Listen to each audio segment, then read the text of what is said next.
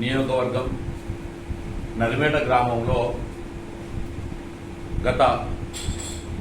BRS ప్రభుత్వంలో మరి ప్రాంత రైతులు సుభిక్షంగా ఉండాలి, కరువు లేనటువంటి ప్రాంతం ఉండాలి, మరి ఇక్కడ ఉన్నటువంటి రైతులకు నిత్యం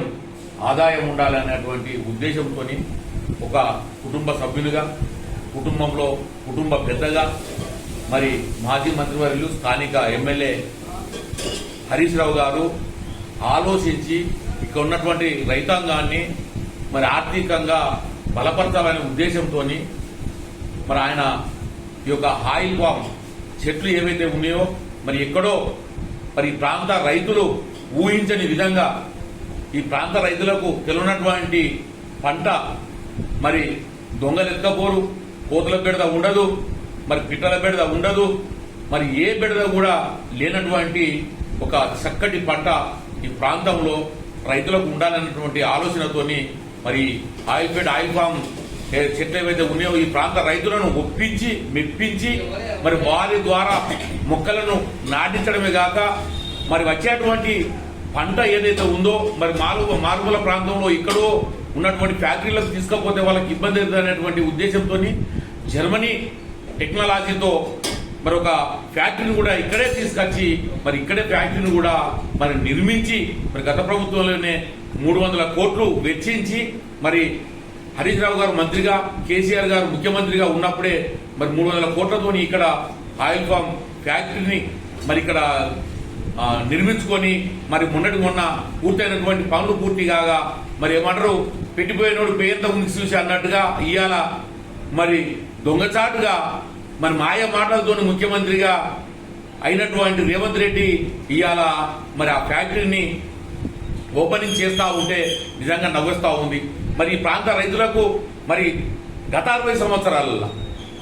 సంవత్సరాలలో కాంగ్రెస్ చేసింది రైతులకు ఏమిటి అని చెప్పి నేను అడుగుతా ఉన్నాను. ఏనాడన్నా మరి రైతుల పక్షాన కానీ ప్రజల పక్షాన కానీ ఆలోచన చేసినటువంటి దాఖలాలు ఎప్పుడైనా ఉన్నాయా? మరి రైతుల్ని మరి అది ఆర్థికంగా మరి వాళ్ళని మనం బలపరచాలనే ఉద్దేశంతో ఏమన్నా మీరు మరి రైతుల కోసం ఆలోచన చేసిరా? కరువుతోని అల్లాడుతున్నటువంటి ప్రాంతం ఈ తెలంగాణ ప్రాంతం, ముఖ్యంగా సిద్దిపేట ప్రాంతం. ఈ 60 ఏళ్లలో రైతులు బిక్కుమంటూ పంటలు పండక ఎండిపోతే మరి పట్టించుకున్నటువంటి రైతు కూడా లేదు, మిగిలేది దుమ్ము లేచేది. మరి అలాంటి పరిస్థితులలో చెల్లించినటువంటి కేసీఆర్ గారు ప్రత్యేక రాష్ట్రాన్ని సాధించి ఆ రాష్ట్రంలో 4 సంవత్సరాలలో మరి మన కాళేశ్వరం ప్రాజెక్టు నిర్మించడమే కాకుండా మరి ప్రాంత రైతులను మరి వీళ్ళని బిడ్డలుగా చూసుకోవాలి, వీళ్ళు ఎదగాలనే ఉద్దేశంతో హరీష్ రావు గారు ఆయిల్ ఫామ్ చెట్లను తీసుకొచ్చి ఇక్కడ రైతులతో ఒప్పించి మీరు లాస్ అయితే నేనున్నా, నష్టపోతే నేనున్నా అనేటువంటి భరోసా కల్పించి ఇవాళ ఈ ప్రాంతంలో చెట్లు నాటిపించి ఫ్యాక్టరీ తీసుకొచ్చి ఫ్యాక్టరీ నిర్మిస్తే ఇవాళ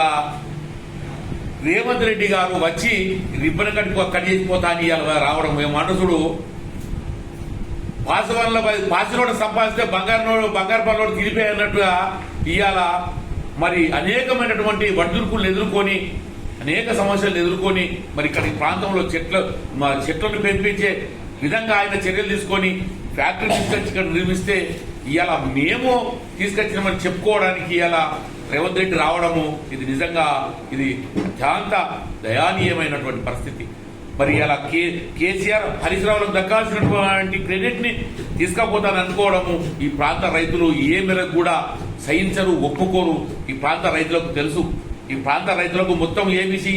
ఫ్యాక్టరీ విషయం తెలుసు, ఈ ఆయిల్ ఫామ్ చెట్ల విషయం తెలుసు, ఇక్కడ తీసుకొచ్చింది ఎవరో తెలుసు,